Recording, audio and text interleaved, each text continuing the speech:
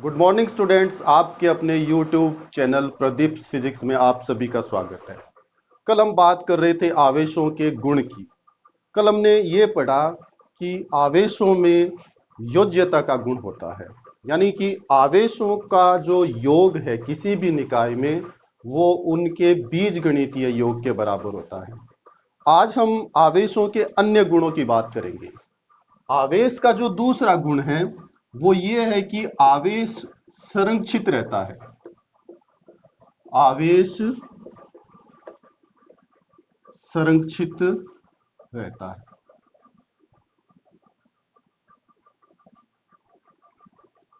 देखिए स्टूडेंट्स, आवेश संरक्षित रहता है, इस बात को हम साधारण शब्दों में ये कह सकते हैं कि आवेश को न तो उत्पन्न किया जा सकता है और न ही नष्ट किया जा सकता है।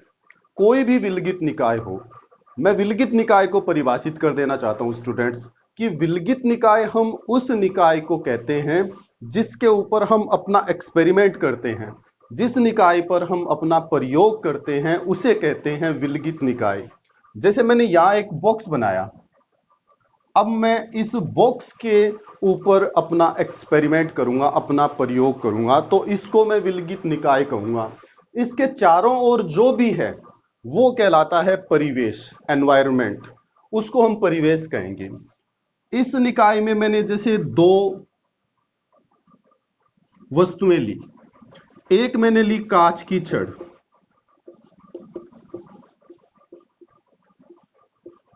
और एक मैंने लिया रेशम का कपड़ा।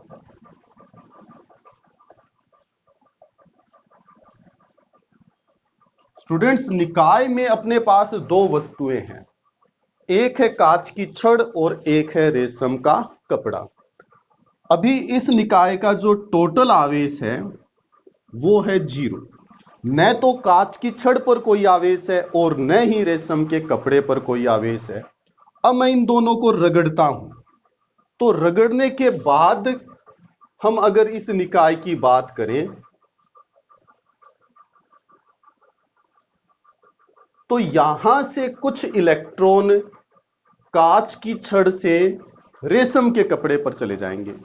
मैं ये मानूं कि 4 इलेक्ट्रॉन अगर कांच की छड़ से रेशम के कपड़े पर चले गए तो इस कांच की छड़ पर 4 इलेक्ट्रॉनों की कमी आ जाएगी, मतलब इसके ऊपर 4 धन आवेश उत्पन्न हो जाएंगे, यानी 4 प्रोटॉन उत्पन्न हो जाएंगे, जबकि इस रेशम के कपड़े पर 4 इलेक्ट्रॉनों की वृद्धि हो जाएगी।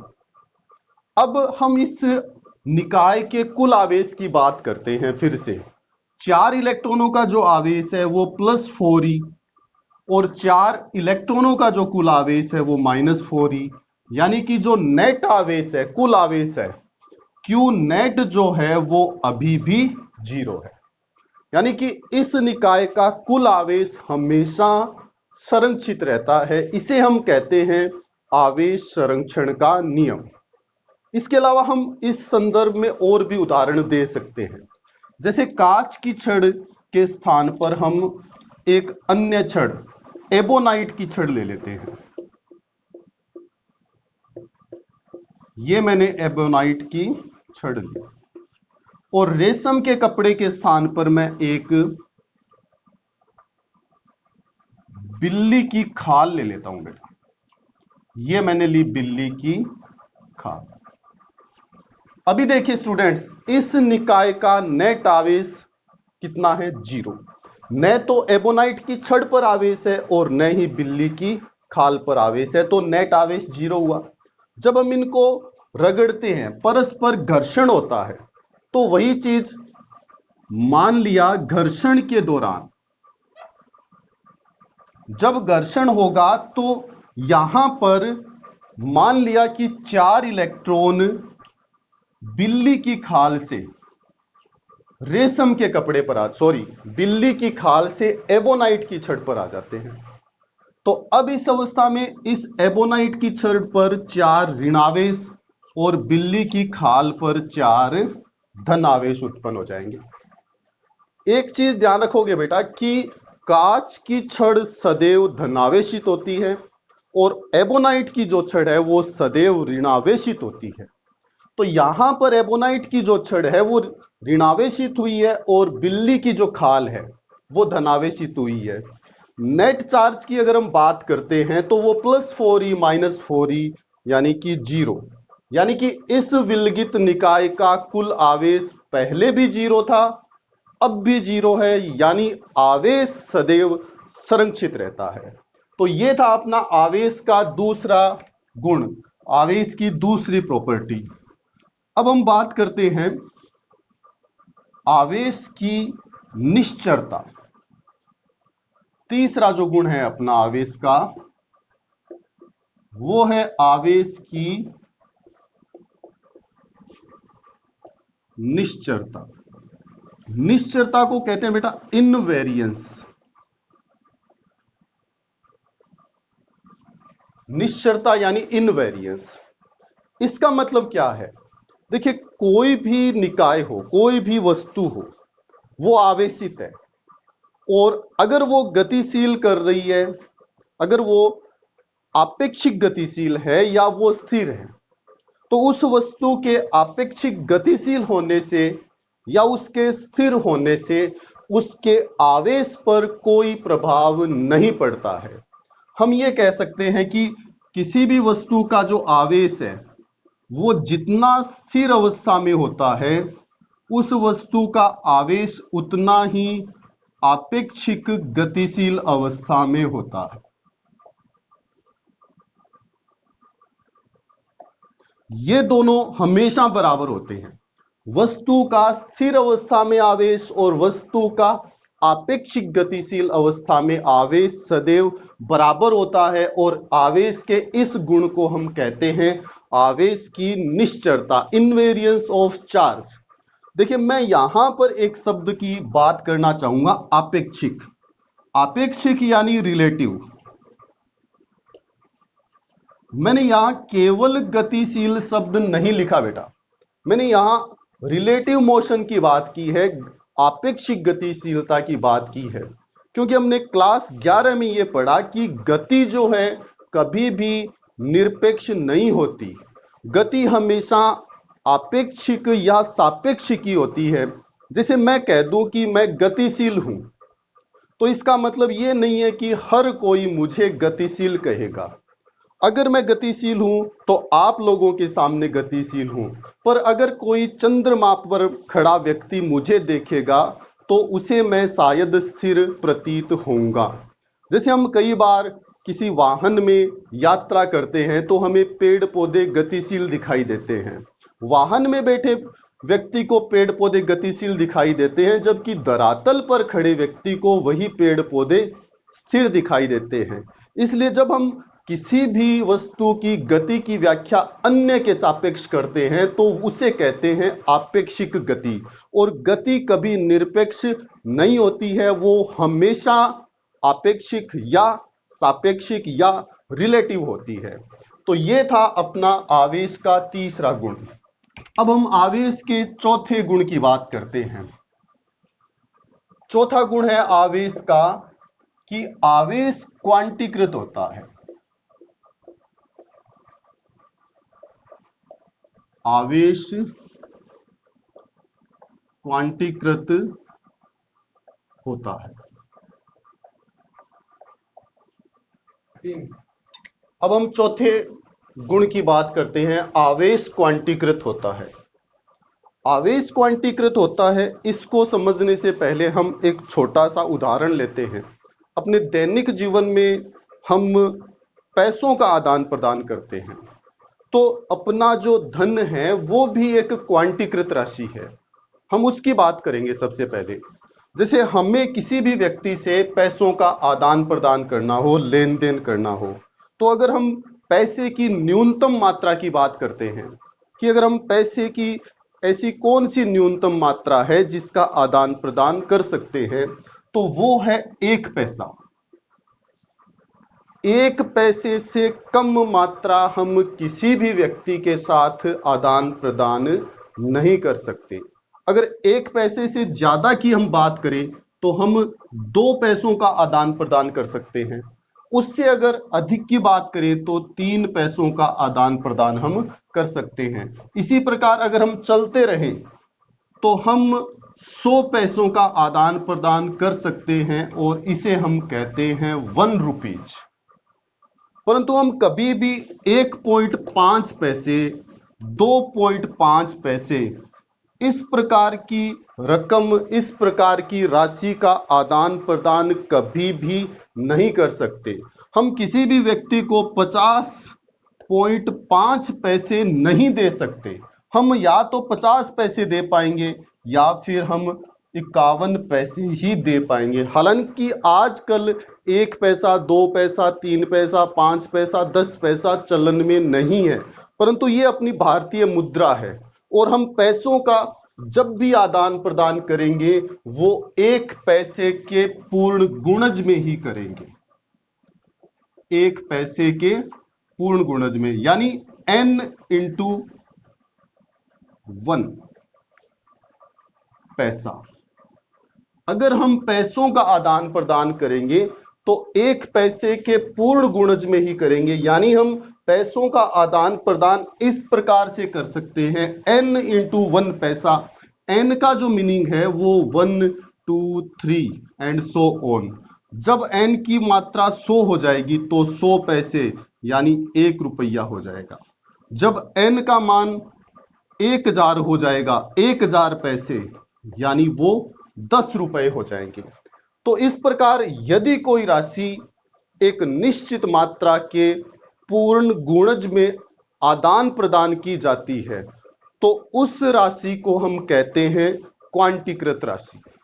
और उस राशि का वो न्यूनतम मान, जैसे धन का न्यूनतम मान 1 पैसा, इसको हम कहते हैं धन का क्वांटा और इस प्रक्रिया को हम कहते हैं क्वांटीकृत।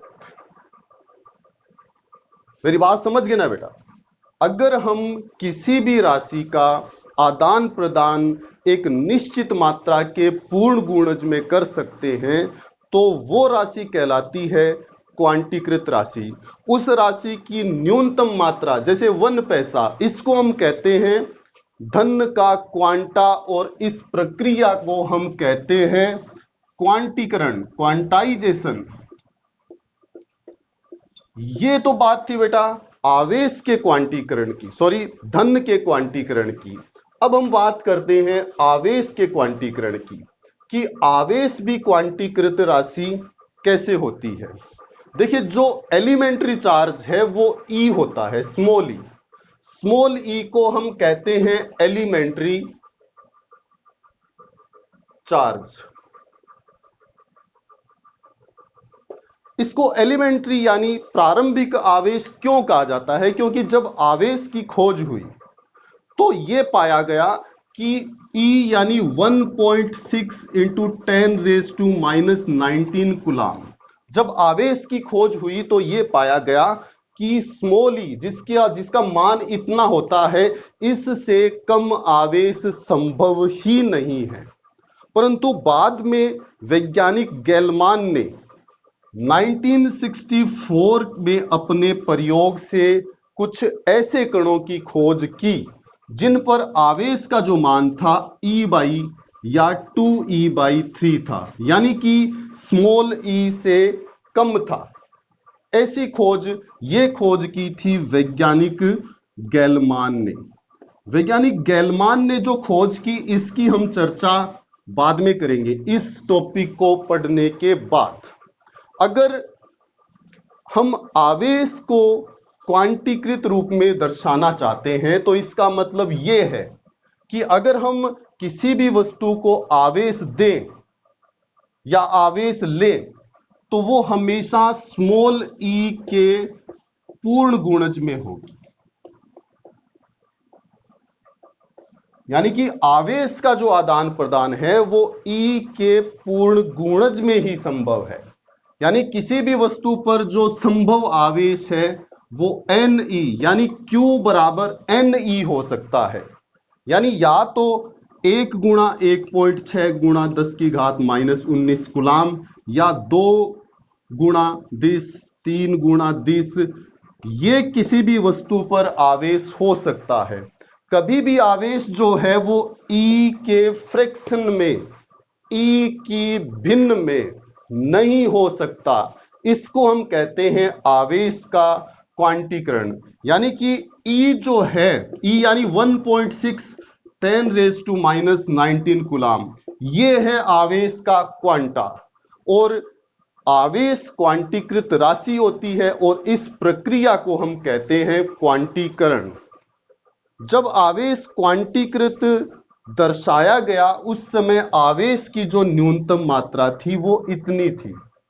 अब हम गेलमान ने 1964 में यह बताया कि कुछ ऐसे कण हैं जिन पर आवेश का जो मान है वो स्मॉल e से कम हो सकता है, परंतु एलिमेंट्री चार्ज E है और उससे कम आवेश गेलमान के प्रयोग से पहले तक संभव नहीं था।